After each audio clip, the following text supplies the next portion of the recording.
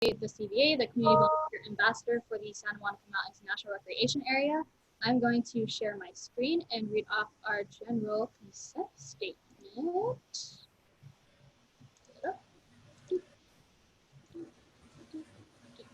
All right, so as a visible disclosure, we'd like to inform any participants that any and all Zoom series is and will be recorded. The purpose of this is to provide the Zoom series to those who participated or missed out on the session. It has also provided the information for participants to refer back to. In addition to the visible disclosure, this statement will be orally stated at the beginning of each Zoom series like I am right now, and I'm going to stop sharing and hand it off to our speaker today, Mike. Oh, well, before we start with Mike, let me just remind folks to stay mute.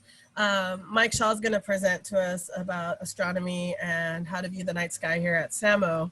A little background on Mike Shaw is he used to be a local here in Newbury Park. I used to watch him pass by Satwewa on his morning or afternoon jogs, and he was a former Cal Lutheran professor, and he was actually part of our team as a volunteer in creating some of the early on star parties and star festivals with former ranger Robert Cromwell and Ken Lowe when he was part of Interp. And so it's an honor to have Mike here. He is full of energy and has amazing knowledge on the night sky. And Mike Shaw is a big advocate for engagement. So he has said, if you have questions during the presentation, feel free to ask him. So unmute yourself and ask him those questions. However, remind yourself after that discussion or dialogue has happened to mute yourself back again so we don't get any feedback or background noise. Okay, so without further ado, Mike Shaw, it is all yours. And thanks again for doing this for us today. Well, thanks, Riza, and everyone for coming in here today. It's a real pleasure to be here with you. And I guess I'll just jump into the presentation. My goal today really is to allow you to ask me questions about anything that you might find useful. Or if you have any questions about astronomy or observing or astrophotography, the talk really has three parts. The first part is, why is the Santa Monica Mountain National Recreation Area, which I'll call SAMO or SMMNRA, as you'll see in the slides. Why is you want to call it our park? Why is our park such a great place to observe objects in the night sky? And then the second part of the talk is really like some tips, practical tips that you might find useful. And then the last part, if we have time, has to do with astrophotography and how to actually use your camera to take photos of night sky objects. So those are the three parts at least. And I guess like Riza was saying, if you have any questions at any time, raise your hand, ask the question in chat. Someone's gonna see it and they'll interrupt.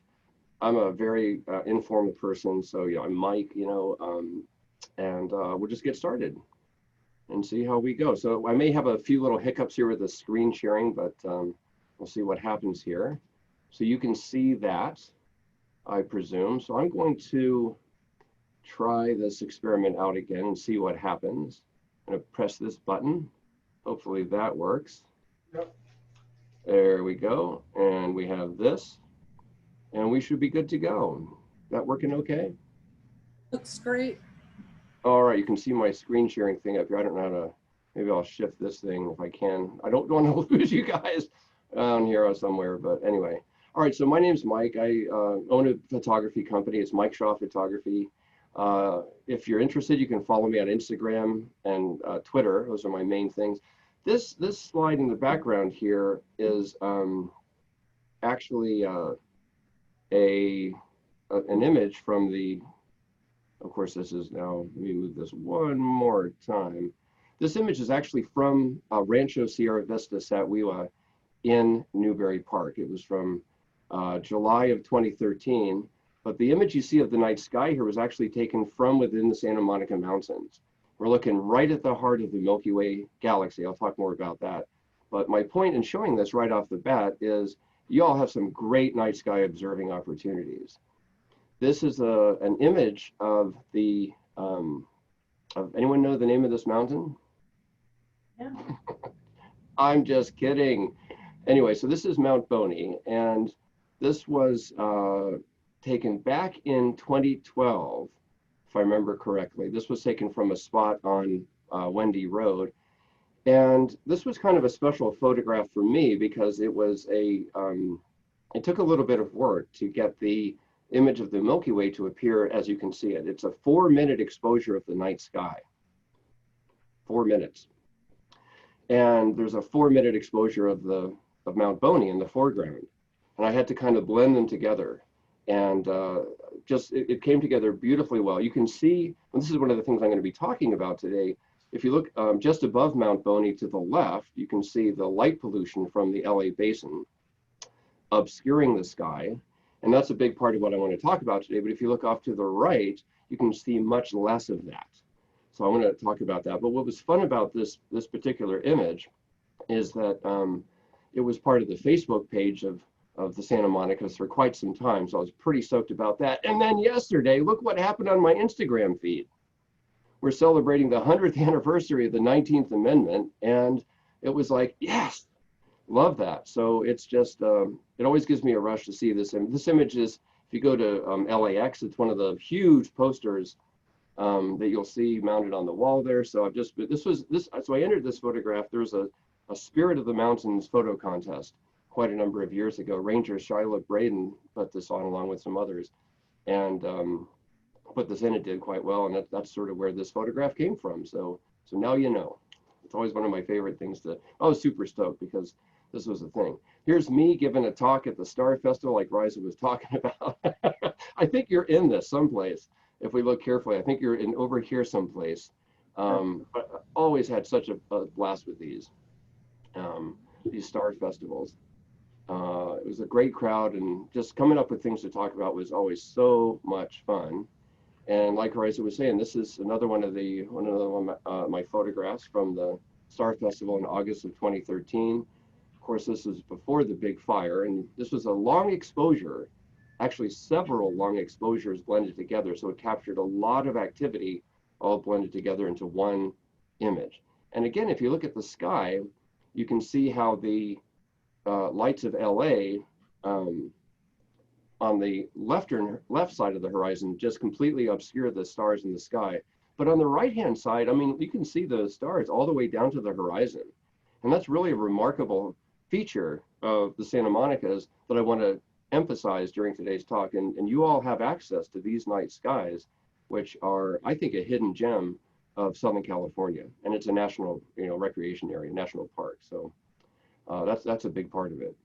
I've written 2 books about how to photograph the night sky. There's a lot of images of the Santa.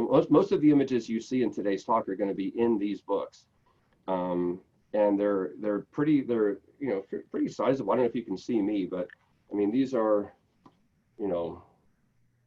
them. So always wanting to put in a pitch for for that. But if you're interested, those are great books that can get you going in terms of night photography. So that's a complete guide to landscape astrophotography that combines astronomy, photography, and field planning. And then the creative nightscapes and time lapses is really all about multi-image blends and time lapses and that sort of thing. So a lot of good information there. But like I said, these are the 3 parts of today's talk. And if we get through everything, that's great. If we don't, that's great too. If we get through half the first part, that's awesome too. But if you have any questions, please, like I said, just raise your hand. I think I can see almost everybody on my screen, almost, not quite. And if I don't see it, then Riza or someone will let me know. I want to talk about why the Santa Monicas are great for astronomy and night sky observing, and some practical tips to help you set up for observing there or really anywhere else, and then some night photography basics. So that is the plan. And it all begins really, in my world, with maps like this, information like this. And this is a light pollution map. I've cropped this to show just the United States. You can yourself get this information from lightpollutionmap.info. This is the website. And there's so many things that are remarkable about this. First of all, just look at the east-west divide. I mean, you can really see, for some reason, right around, there's like a line right down the center of the nation, that on the east side, you can actually see the interstates. You see these little interstates with the cities along the interstates? You can see Chicago. This big patch of light right here where I'm pointing my cursor, I think you can see the cursor, right? Yeah, that's Minneapolis-St. Paul. So I'm like right here under this huge zone. Oh, so the yellower the color, the redder the color, the brighter are the night skies. And that's not great for observing. What's interesting, if you look up here in North Dakota, I always like to point this out. There is no city in North Dakota. These are oil fields from where people are, fracking and burning off the gas. And there's an incredible amount of light pollution from this. You can see Seattle, Las Vegas, Salt Lake City. But let's now look at Southern California. And it's through this light. Oh, one thing I wanted to say also is that if you were to look at an aerial view of just the night sky and the lights in the night sky, you'd see much smaller pinpoints of light. And without digressing too much, I'll say that one of the issues with light pollution is it's like if you drive with your headlights in fog, the fog, you illuminate this whole, if you ever put your high beams on in the fog, you get this whole big glowing, scattering thing of light. And that's what happens with the atmosphere is the light goes up in the atmosphere and it scatters and it creates these enormous light domes that extend out for many miles beyond where the light originates. So it's kind of an issue. Here we are zooming into Southern California. You can start to see, we got Las Vegas up here. You can see Bakersfield, you can see Mexicali and Tijuana and San Diego and LA. Get into the Conejo Valley, LA area. You can see here. And again, if the color is red, it's a very bright sky. And I would say that good observing starts to happen in the yellow to green zones. You can see stars pretty regularly under orange skies, but when in reddish skies and beyond, it becomes very difficult to see more than the brightest stars in the planets. Everyone doing okay so far? Good? Okay. So here we have our park, the Santa Monica Mountains National Recreation Area. And if we look at our park map, here's our park. And I want to talk a little bit about the sky pollution, light pollution, sky quality within the Santa Monicas. So here's our park. And if we overlay, I'm just going to start to bring in the light pollution map. So what I've done is I've scaled these so they kind of match up. And you can see how wherever there's park, it's green. So that's good. First of all, you can really see like the roads going through the parks, the freeway, the 101, the 405, all that, the 10. And, so this is the portion of the light pollution map that corresponds to the Santa Monicas. And I think there's a lot of great information, and I would encourage you to refer to this portion of this map anytime you're planning a night sky outing. There's a lot of great information here. I'm going to go back one slide, but you can see how the constituents of the Santa Monicas match perfectly within this part of the park. Okay, so that's good. If you're interested, I'd also like to say the International Dark Sky Association. If you're not familiar with this organization, it's really a great organization to familiarize with. I'm actually a delegate. I'm a volunteer delegate to the IDA. Part of my mandate is to help raise awareness about light pollution and sky glow. And what I've done here is it's darksky.org, as you can see up there at the top. There's a website. And if you go to their website, I've screenshotted my laptop screen. And if you go to this resources link right here and you come down, there's a lot of great information that you can use in your presentations. You can see here, public outreach materials. They actually have entire PowerPoint presentations that you can give. And they want you to give, and especially as U.S. National Park Rangers, they would love it if you were able to share with the public some of this information. It's a good organization. They're the organization that certifies dark sky parks. And there you are. There's this Losing the Dark film right here. It's a tremendous film that you can show for free. You can download it, you can stream it, materials for educators, all kinds of good stuff there. So I just wanted to make you aware of this resource because it's all free, it's all available to you. And they're just working right now on, they just did a press release, I think yesterday or the day before. I was helping develop some material for the effects of mega constellations, you know, the Starlink satellites, on astronomy and astrophotography. So they do a lot of good stuff. So why is the Santa Monica so great? Well, here it is. Look, here's the map, and Santa Monica's are right here.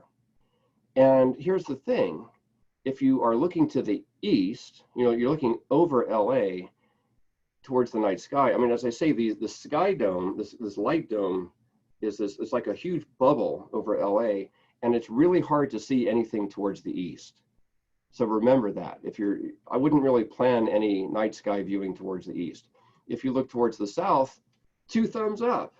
I mean, you're looking and this is the key. This is why I think the Santa Monicas are such a hidden gem, is you're basically looking over the mountains and then over the Pacific Ocean. And then the next light source is basically, what is the next light? I don't even know if there is another light source down there. So if you go over the South Pole or something. So this is why the Santa Monicas are such a great resource for astronomers, because you're right next to this incredibly dark Pacific Ocean. So I think that's one of my most important takeaways from this presentation, frankly. To the north, kind of bad. To the west, it's not great, it's not terrible, but really southern views are the best.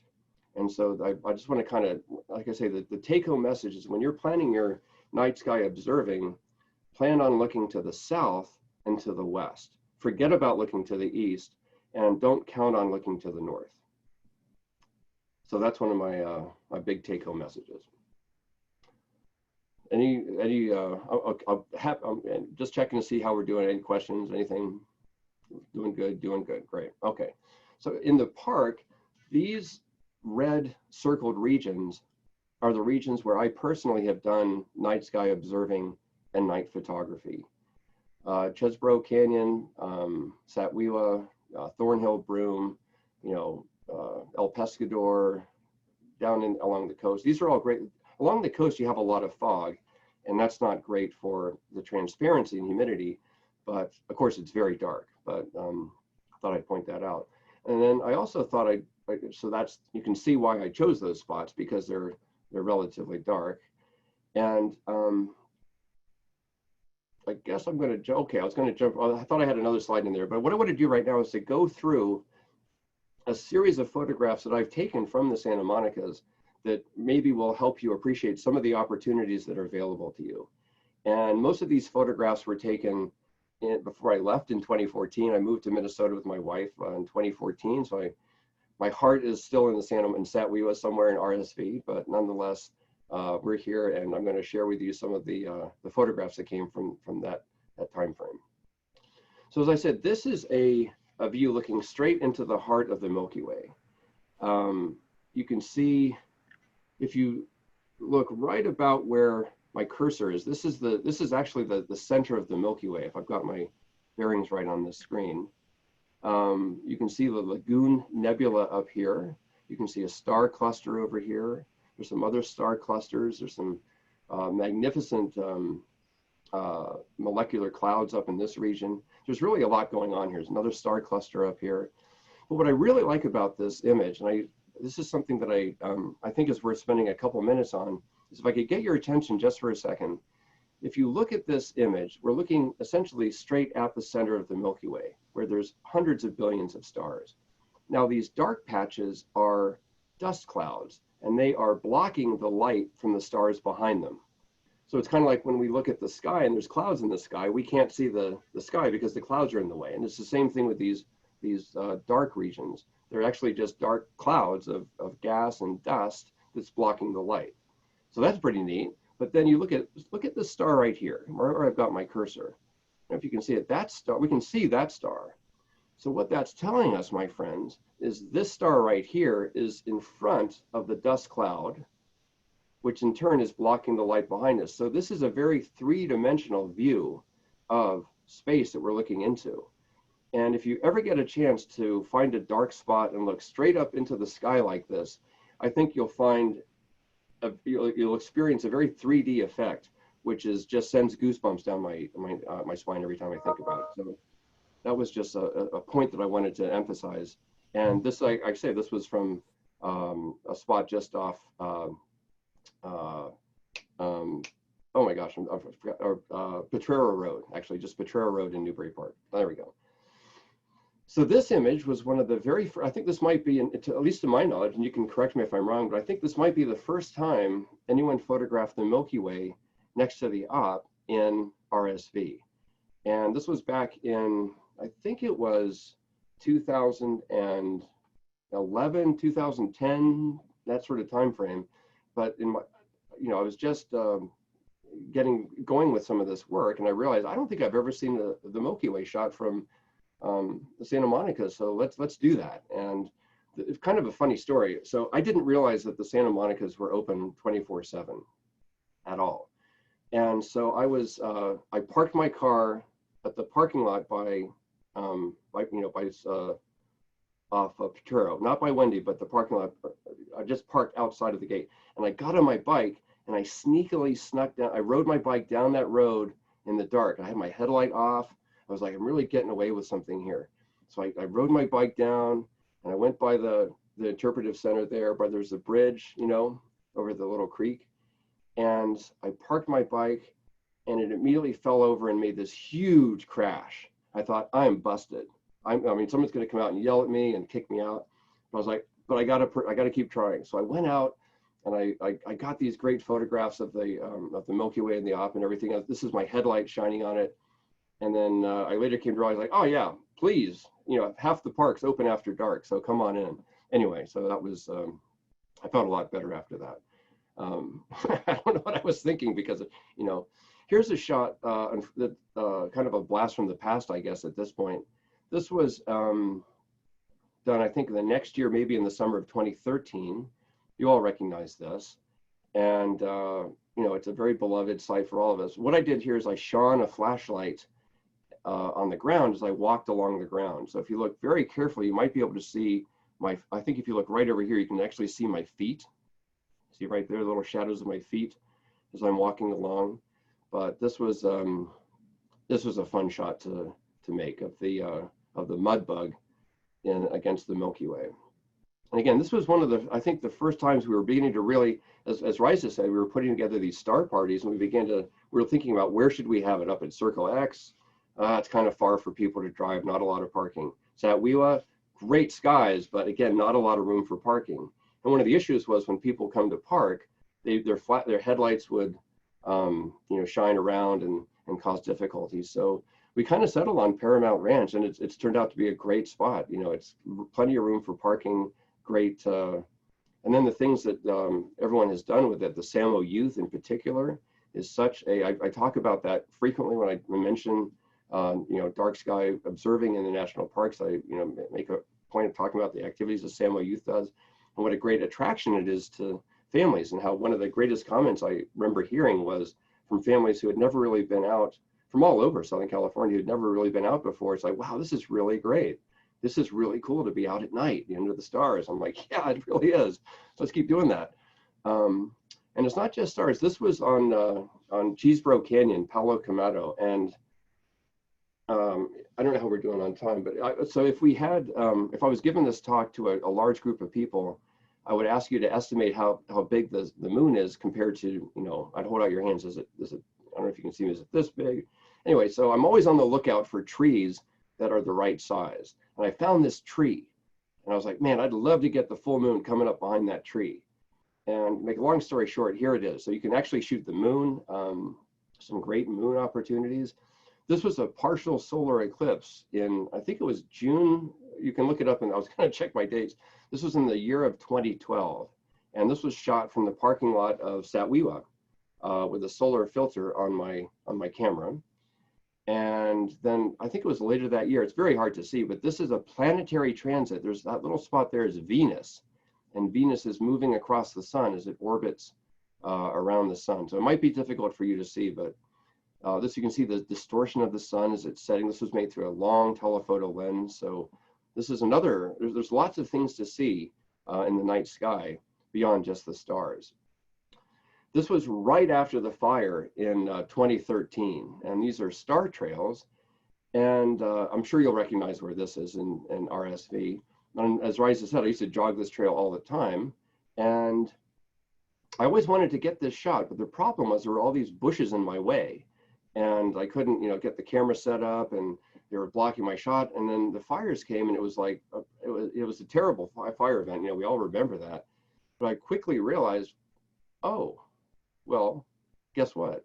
So this was one of these nights where I just went out. And this is only really a couple hours of exposure to put this together. I thought it looked kind of neat. It was kind of a tragic thing in many ways, so I thought it was good in a black and white format. This is another shot from, you can see Mount Boney, and I was trying to get the stars to go over Mount Boney. So this was actually another blended shot between the flowers. There was a particular patch of flowers I found, and I exposed these flowers during twilight, and then I waited until it got dark and exposed the stars for the star trails, and I put them together. So that was another thing.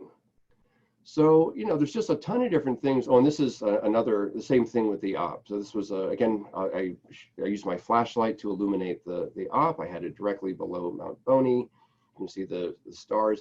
And what's neat about this is I think you can see the different colors of the stars. I mean, there's a whole discussion to have about, colors of stars, why they have different colors, all that kind of, how they're different brightness and all that kind of stuff, where they are in their life cycle. A lot of good stuff there.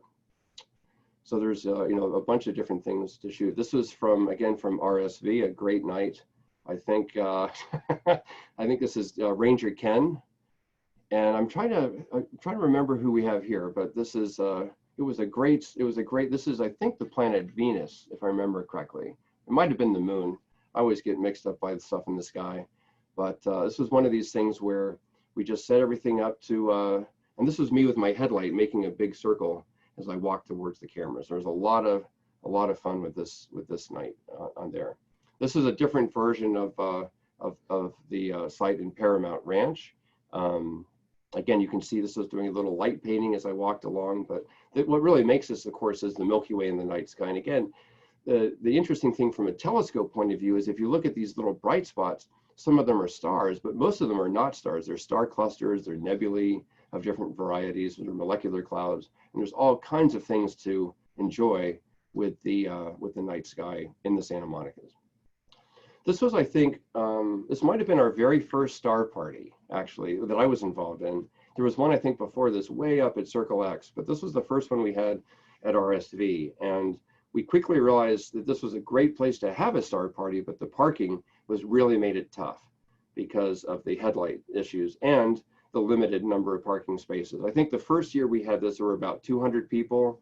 The next year at Paramount, there were 400 people. The year after that at Paramount, there were 800 people. And it's kind of, I don't know where it is right now, but it was just such an amazing thing to me personally to see how the community responded in this regard, because it was, it's just a great, it's safe, the temperatures are nice. I mean, in Minnesota, we have nights like this. We have probably about 4 nights like, not much exaggeration, we probably have 4 or 5 nights like this a year where the conditions are so perfect. It's easy to have a clear night in the winter, but it's, 10 degrees below zero. And in the summertime, it doesn't get dark until, really properly dark until, after midnight sometimes. So nights are very short because we're high latitude. So I really do miss these nights. This is another view of the star party. And again, you can see the light pollution here off to the left, and just what a great turnout we have in these star parties. It was always just a wonderful thing to be part of it. And the great thing to me about this is it was mostly families. It's often you'll have a star party like this and you'll get a bunch of very dedicated astronomy types. But the great thing about these is most of the people who came are just families who love, trying things out, and they're interested in, being outside with everybody. And in this era of, pandemic and COVID, it'll be interesting to see how this works out, but I'm sure we'll find a way, going forward. So just to make the point, I wanted to come back to this, this slide. And these are just these 2 examples, these 2 images of Mount Boney and the mud bug. And the key here, and maybe what's not always appreciated when you see images like this, is I'm shooting in a very dark direction. And in particular, let's look at the one from Mount Boney. Imagine you're standing on this red spot, where I've got my cursor, and you're looking to the south. So you're looking in the direction of the arrow. Well, from that perspective, LA is off to your left. And sure enough, that's what we see here in this image. So it's like if we're looking down on someone looking out to the ocean, LA is off to their left, Oxnard's off to their right, but they're facing the ocean. So LA is off to their left, and that's what we see here. So if the Milky Way was over here, we wouldn't be able to see it at all because it's just blocked by this light dome.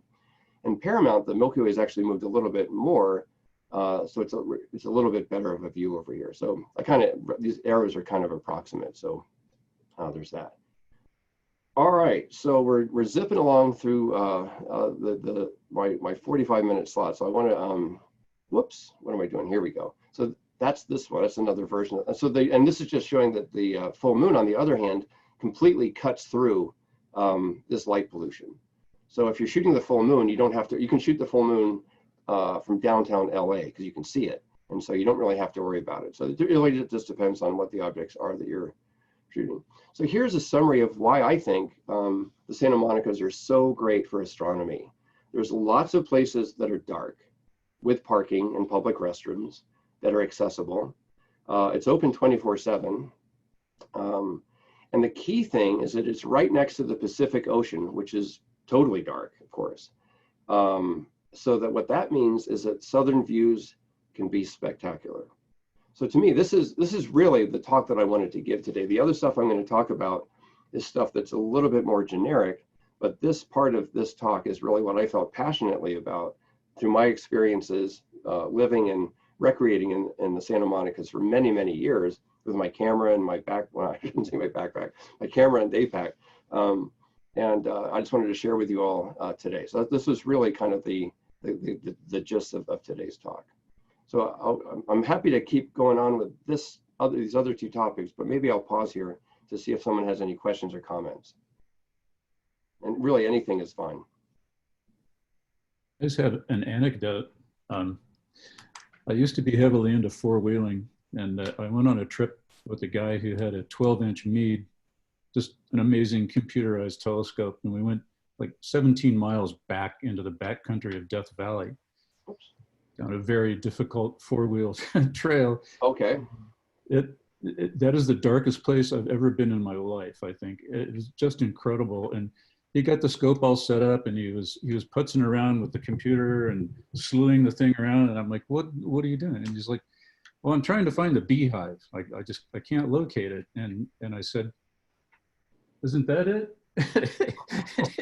And he said, yes. He completely was blown away that you could see it by eye. And that's how dark it was back there. I mean, anybody who knows that particular cluster, it's pretty hard to see. Yeah, it is. Yeah. But that's an extremely dark place to go.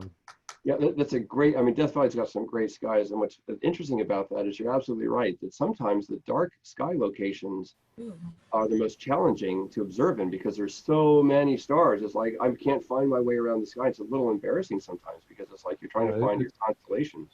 It's incredible. So Mike, we have a question in the chat. Is there a certain time of year you could see the Milky Way better than others? Oh, that's a great question. Okay. Yes, there is. And without digressing too much, the summer months of June, July, and August are your best bets for evening observing. So unfortunately, we've just passed the dark moon. And the other thing about that is you want to, as we'll talk about in a minute, you want to choose a date in the month without a moon. So whenever I'm planning a trip, I just go to my moon calendar, as I'll show you in a minute, and I find the new moon week. And then I plan a trip around that. So the new moon in June, and in particular, July and August are the best. So this is why the star party was arranged for August, because that was I mean, there's always a bit of issue with the monsoonal moisture and stuff in August, but July and August are your best. You can start to see it in the very early morning hours as early as February, and you can still see a little bit of it in October. But November, December, and January, it's not really a thing. Now, having said that, the Milky Way, I have to be very careful because I think you're talking about the brightest part of the Milky Way we're just looking at. The central band of the Milky Way is like a hula hoop, and you can see that thing year round. So in January, you can absolutely see, you know, where Orion passes, Cassiopeia, pass right through the opposite part of the Milky Way than the core, and that can be quite bright as well. And in fact, all the stars that we see are within the Milky Way. So arguably, we always see the Milky Way because we're embedded in it. But I think you're asking about the central part, and that is June, July, and August. And there's another person with a green shirt who had their hand up. I lost their name. And then you might highlight this in your next topic, but if you could talk a little bit about equipment, and then if any of this can be done without expensive equipment, camera lenses. Oh, for sure, yeah. That was me that posted that question and had my hand up, but I asked the question in the chat, so I'll just listen to your response. Thank you, Ezra. Yeah, so will you please repeat the question just so I get it exactly right? I just want to know, like, so I know my kid would love to do this. She's 12, but we don't have a lot of fancy DSLR equipment or a telescope. What could we do with like cell phones or maybe some sub $200 gear that we could acquire? Definitely, you know, a lot, honestly. There's so, I mean, because to me, one of the greatest joys of night sky observing is understanding how the sky moves and what's in the sky. And, you know, people have done that for, you know, millennia, and that you don't need a telescope, you don't need a camera, you don't really need binoculars. You just, I mean, one of the things that I really recommend, even in this digital age, I don't know if you can see this, but it's you know, this planisphere thing. And I won't go into how to use it. If I ever invited back, I could go a more in-depth thing, but it just has you know, it's for a particular latitude. So this is for about 40 degrees north latitude. It works pretty well for North America. And every star and constellation you might ever see at that latitude is on here. And then when you put it in here, you just can set your date and a particular time. And then this thing tells you what there is to see. And I would get, you know, you can get free ones you can download and print for free. And just really understanding how those things work can really help you appreciate what's in the sky. I would start with the planets. I would start with the moon, the planets, the constellations. You know, you can find the Big Dipper in Ursa Major. You can then, what's really neat is maybe a first assignment would be find the Big Dipper, but then see if you can make out the bear. Because there's the handle of the Big Dipper is the tail of the bear, but then the ladle part is just part of the body. But then there's a whole other part with a head, and there's these two legs that come down with little toes in them. So that's kind of cool. And then you can, you know, find Arcturus, and you can find I don't know if you've seen you say you have a 12-year-old, Yeah, have you seen the movie Moana? Yeah, do you know the fish? You know Maui's fishhook? That's the tail of Scorpius, which you can easily see in the night sky and in the south. And in fact, than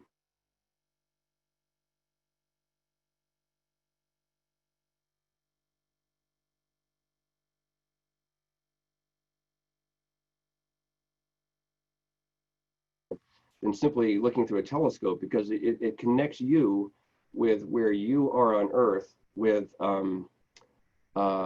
what's, I just got a little, if I broke up there, I think hopefully I'm back. But that, you know, working with the constellations directly is a great way to start. So hopefully that answered the question.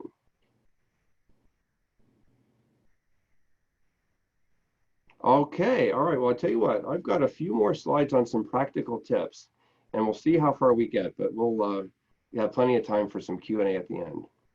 All right, so, you know, practical tips, you know, I've boxed in the sites that I've personally observed from, and I've checkmarked the ones that are, I think, the best because they're dark.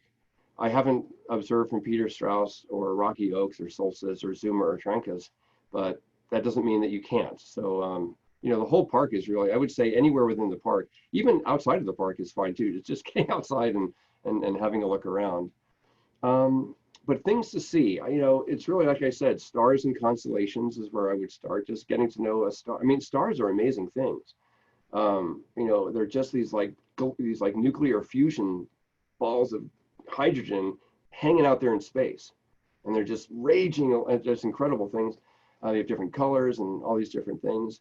But the moons of Jupiter, I mean, that's an amazing, you can maybe even see them with your naked eye sometimes if you think about it.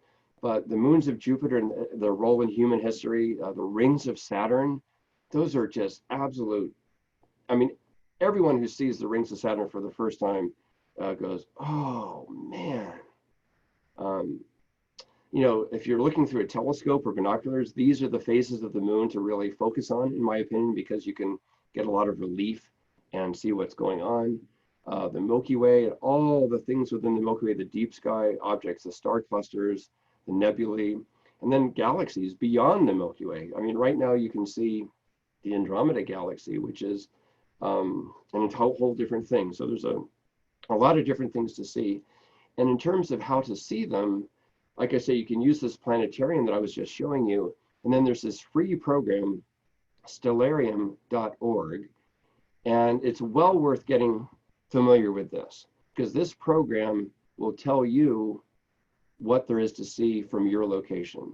I was thinking about doing a live demo of it. I don't know if I'm going to do that this time around just for time constraints. This is a typical screen. So what I've shown here, I'm not sure if this is blocking it, but I made up this talk. I think today is the 28th, right? Oh, no, it's the 27th. Anyway, I dialed in Los Angeles, California. You can see that down there at the lower left underneath those little arrows.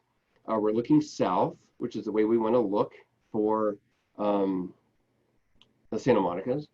And look, right here, this is Maui's fishhook right here. You see that? There it is. There's the moon. Here's Jupiter. There's Saturn. There's Altair and Aquila. There's, there's the teapot of Sagittarius. Here's Ophiuchus. That's a great name. There's a great, all kinds of stuff to look in here. There's a Lagoon Nebula right there.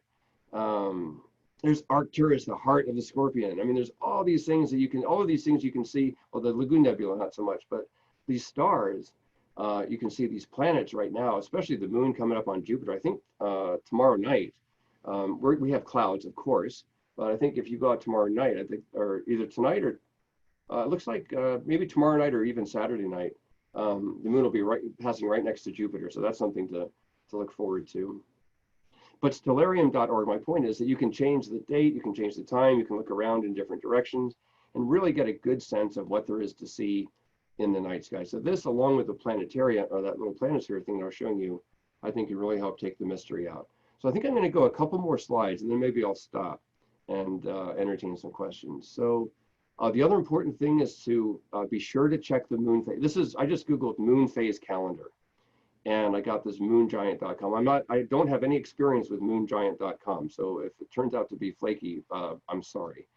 But the key thing here is, as I've indicated, the blue, this is when I do a lot of my stuff, because the moon is below the horizon for most of the night or part of the night.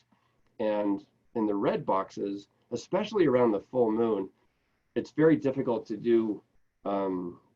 It's very difficult and very easy, but when the moon is above the horizon, especially a full moon, the sky is so bright, the moonlight washes out so many dim objects, it's very difficult to do telescope viewing. But on the plus side, only the brightest stars are visible. So that can help if you're trying to identify a constellation, because those are the stars that you will see. So I think, let's see, what else do we have? So this is, I think this is a summary of, yeah, okay, so let me just, maybe I'll just almost end on this point. These are, I think this is being recorded. So this, if this goes by fast, obviously you don't have to worry about writing any of this stuff down, but you want to find yourself a dark site. And you can use that light pollution map to do that. You can make a plan of what you want to see using stellarium or a planisphere. Check the moon phase. A red head, I'm sure you're all familiar with this, but I have my red headlamp here. I'm going to shine it into my camera annoyingly. So be sure to use that and encourage your visitors to use those. Or you can cover, one of my great things to see is the Samo youth would hand out these red, I think I still have one of those red cells, but Isaac can tell you all about that. Give yourself a good half hour to adjust mentally and physically to the dark. If you're planning a star party, give some thoughts as to where the headlights are going to be as people leave, because some people are going to leave early and you don't want their headlights, aiming at everybody. Also, expect that everything takes at least 2 or 3 times longer than you might think. you know, it's a dark site, and it's cold, and well, it's not cold for you, but I'm gonna hit that, and I want to come to my very last slide. And again, I want to put in, let's see if I can pull this off without being too annoying. I want to, let's see if I can get this to go there, that goes there, this goes there. So these are, again, if you're interested in learning more about just basic astronomy or photography, these are the two books that I've written about this. I'd be happy to sign a bunch so you can sell them in your bookstore if you're interested in that. You know, this is what we tried to talk about today. This is why Santa Monica's are great, some tips. And I just want to say thank you. And again, this is my social media stuff. So if you have any questions, email me. I'm more than happy to, you know, talk about stuff, give advice, you know, come out and give advice, all that type of stuff. So I'm going to stop this for now so we have a chance to be together as a community. Thank you, Mike. Anybody have any questions for Mike? I'll give a second. Mike, I do have a question about, oh, who's talking? Sorry. Go ahead, Phil. Sorry.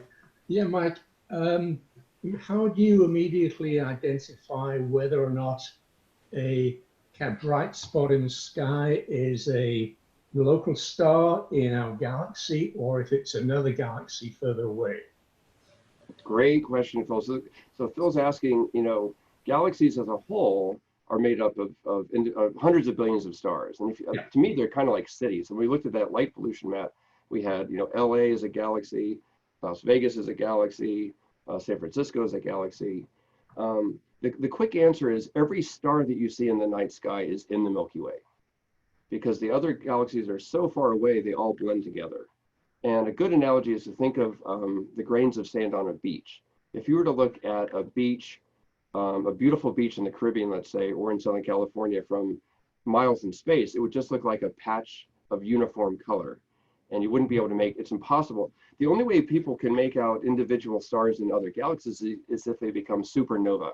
They become a supernova, and then they're just so bright, for a brief period of time. But every star that you see, and in fact, every star that you see is only within a portion of the Milky Way galaxy, relatively close to Earth. So there's a whole thing I can talk about in terms of that and communicating with other forms of life elsewhere in the universe. But that's the quick answer. Great question. Well, I guess, I mean, what I meant was that I presume that you can see some galaxies from Earth without telescopes or binoculars. How do you know whether it's a galaxy or whether it's a star in our galaxy? Oh, a very good question. I mean, without knowing, you know, what it is to begin with. You know, that's a good question. I mean, you know, sometimes it's not easy, and you're right. It's a little bit of a struggle. It's like, what is that thing? The easiest galaxy to see is the Andromeda galaxy, M31. And if you're in a dark site like Death Valley, for example, it has a size that's roughly 3 to 4 times the size of a full moon. So it's quite a large object, but it's also quite a dim object. So you have to, you know, let your eyes dark adapt. Most other galaxies are,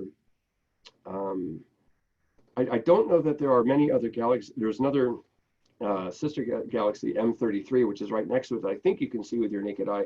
I'm not sure that there are many other galaxies that you can see with your naked eye, except under very, very dark conditions. I have to really scratch my head on that one. So my answer to that, though, since I can tell you're interested, is to use Stellarium or a high quality star chart. You can get books of star charts. And that's part of the fun, is like you're an adventurer, you're an explorer, and you can figure this out. And there's a process called star hopping. It's like, okay, that is, you know, and I could show you this with Stellarium, but you can like start to identify these little patterns in stars. Like, okay, those are those 2 stars. So I'm going to go from those 2, and then right over here, there's another star. I think I can, okay, that's that one. And the thing I'm curious about is right here. So you can click on that in Stellarium, and it tells you, get this whole like bank of information of what it is. And sometimes it's surprising. It's like, whoa, I didn't realize that's what that thing was. But that's, I think, part of the fun of it is you're exploring, and there's so much to find out.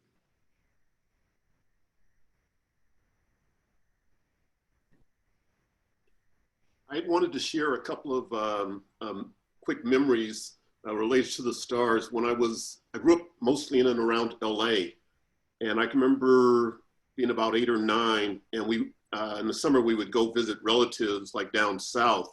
And I can remember we left LA in the evening, and me and my brothers and sisters were sleeping in the back seat. I guess this was an hour later, and I woke up, and we were probably out in some desert somewhere, you know, headed east.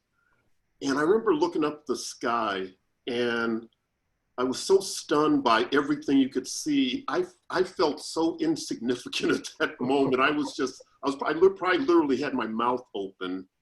And then about 20 years ago, I went hiking with a friend in the Southern Sierras. And we got there in the afternoon, hiked for quite a while. And on the way back, it was, I mean, just pitch dark.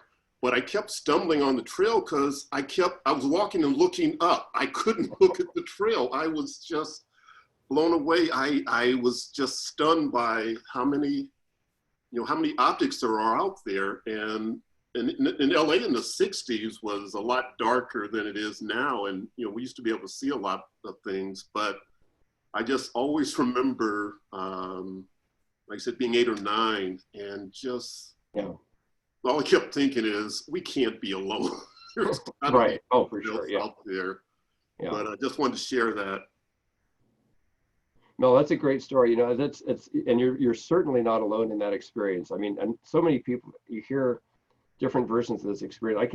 I'm the same. I mean, we all have this memory of, you know, many things that you touched on. One is just like how many stars there are, and some things to see in the sky. This would be a common theme at these star parties, as you get these families come out and they're just like they're just walking around like this the whole time. And that's why you have to have these big guidelines to keep people from tripping over things. And this thought about being alone in the universe for sure. Yeah, that's a great set of memories. Great set of memories.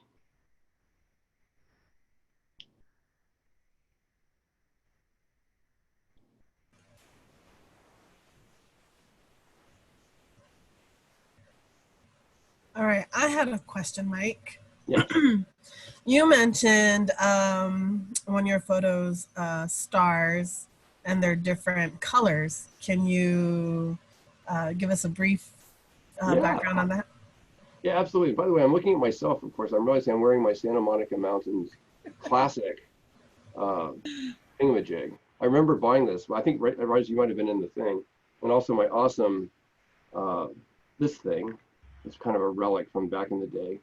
But anyway, so the brief answer is, what's interesting about stars in general is the different colors come mainly because they're different temperatures. And they're different temperatures because they have a different amount of, a hydrogen gas that's burning inside of them and a variety of other different things. But it's really the different temperature. And what's surprising about this is that the blue stars are their hot stars. And the yellow and red stars are cooler. I mean, they're still really hot, but if you kind of think about it, if you think of like a flame, like from a gas flame, or we have a gas range upstairs, or a match flame. I mean, the tip of the flame is usually the yellow part, but then the very center of the flame is the blue part, and the tip is cooler. And so it really tells you a lot about the temperature of the star. And then what astronomers do is they look at like the size and the mass and other features of it, and can learn a whole lot about where it is in its life cycle. Is it about to blow up? Is it a young star? Is it a very old star? And that sort of thing. And so it's a very interesting thing to think about the different colors of stars and all the information you can get from them. But the other thing is, just briefly on this note, that just blows my mind is that when astronomers do these analyses of starlight, what's been found over and over and over again throughout the universe from different galaxies is that everything in the universe is made up of the same stuff. I mean, we only have 100 or so elements. It's like having a kitchen with 100 ingredients, and everything in the universe the whole Milky Way galaxy, the other galaxies, they're all the same. They're all made out of the same things. And it's just kind of an incredible thing to think about that. And just a remarkable aspect of physical science. So. Thank you. Mike, Well, sorry, Liza. Were you done? No, go for it. Mike, thank you so much for coming all this way to share this. Appreciate it. Yeah. I think there may be, you know, if you were interested in doing a series, there could be a series in your future, because I was just thinking about, well, what about the wildlife that uses stars, the night sky? What about our distant ancestors that relied on the night sky? And I can't go much further because I don't know the answers to those things, but definitely, yeah. That seems like a whole another 45-minute presentation. Absolutely, Ralph. Thanks for the suggestion. I mean, there's so many different angles, and you know, I have my zones of expertise, and I know plenty of other people who are deep experts in other areas that I'm sure would be able to contribute. So it would be easy to imagine, you know, something along those lines, because you're right. I mean, and what's incredible about the night sky is every culture in the world has a connection to the night sky. And, you know, every single person on the planet looks at the night sky and has a connection with it. And, you know, there's an organization that was founded in 2009 by my friend and colleague, Bob Actifreschi. We do a lot of workshops together, except this year. And he founded an organization called The World at Night. And it's basically, you know, one world, one sky is the motto. And it's a marvelous theme because it really is true that, you know, one of the, you know, the guiding principles of the organization is it's an astrophotography based organization. So people upload images from all over the world. And this was done way back before this was super popular. And so you have these, it's a very arcane website, but it's a really good website. It's organized by type of object to see, by country. And, you know, the thing that's so fascinating about it is it really is true that these different, from every different part of, in fact, my first book has contributions. I have a map at the back that shows all the different countries that different contributors, you know, kindly shared images from across the globe. And, you know, I think that's especially these days, more and more, as people have become aware of the capabilities of their cell phones to capture photographs of the night sky, DSLRs and mirrorless cameras to capture images of the night sky.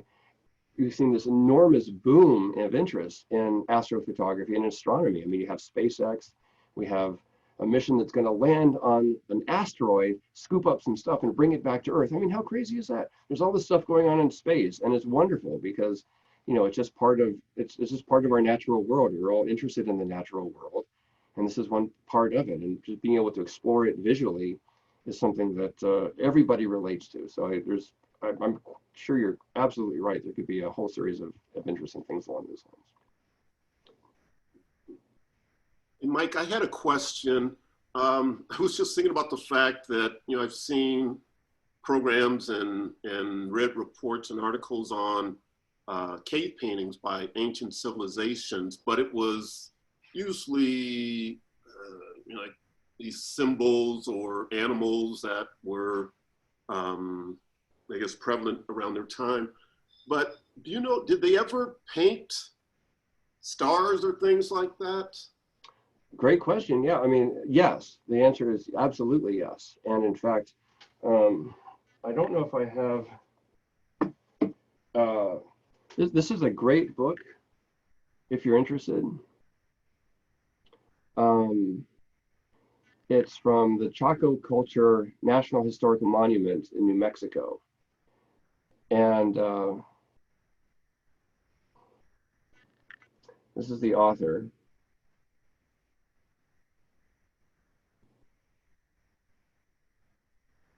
And it's a great resource for getting started on this. But I'll just give you two examples of what I'm familiar with here in the United States. In Chaco Culture National Historical Monument, there is a petroglyph of a supernova. that was from hundreds of years ago. And this was, needless to say, a rare event. And so this obviously would have been a striking thing to see back in the day. I wish I'd been able to see it. And then there's a second example in on Cedar Mesa in southern Utah. There's a feature called Moon House. And it's a bit of a hike. You have to get a permit to hike into it, but it's an ancestral Pueblo and set of structures that feature, there's one particular room that has the different phases of the moon depicted. And again, I'm by no means this is another kind of another resource that's credible. And there's just a ton of information. This is, I'm by no means a deep expert in this field. I just have a sort of a casual professional interest in it, and I'm just a human interest in it. But you know, there's a lot of different resources out there that within the national parks and the state parks that I'm trying to think of the petroglyphs that I've seen in the Santa Monicas. And in fact, there's a petroglyph that I visited in the Los Padres National Forest. It's not the painted cave, but there's I think there's a petroglyph of the sun. I'm trying to remember. It's like way on the northeastern edge of, yeah, the northeastern edge of the Santa Monicas, or not Santa Monica, the Los Padres. And there's a beautiful depiction of the sun. I don't think it's a solar eclipse, but it's a sun. So yeah, the quick answer is yeah, there is a lot of interesting stuff out there on this. So yes, I would encourage you to pursue that. Hey, Mike, let me know what you find. hey Mike, real quick, could you send us a list of some of those books that you were holding up, Yes. the name and the author, so that we could share that with everybody? I'd be happy to do that. There's a couple more that I could add to that. And then also another great resource is when I would teach astronomy, there's the book that I would use in my coursework is called Pathways to Astronomy. And new, it's pretty expensive, but you can sometimes pick up a used copy. You know, students return their books, surprisingly, and you can pick up used copies of earlier editions, you know, pretty inexpensively, like $15, $20. And it's a particularly good book for learning astronomy because it's divided up into tons of tiny little chapters that deal independently with very specific subjects. So there's one on the colors of stars. There's ones on archaeoastronomy. There's one on, you know, astrobiology, life outside of Earth. There's one on, you know, Jupiter and Saturn. There's just you can just read that chapter. It's a reliable, credible source. So I'll include that one as well. Great, thank you. I may throw my books in there as well, but you know. And we had a comment or question about any night sky events coming up, and actually there is one. The Basin and Range Dark Sky Cooperative are presenting a virtual star party, and that's going to be September 5th at 8 p.m. to 9:30. I just added the link so you can register. It's also a Zoom presentation, so you can follow that link to register. And if Mike Shaw gives us that info, I could send an email out today with all the goodies and links, as well as the YouTube channel. But if you guys forget where to find the YouTube videos, even if you just go to YouTube and just search in the search bar Samo Fund, you'll find their channel and you can see all the video presentations. And today's presentation will probably be up Sunday afternoon or Monday. Great.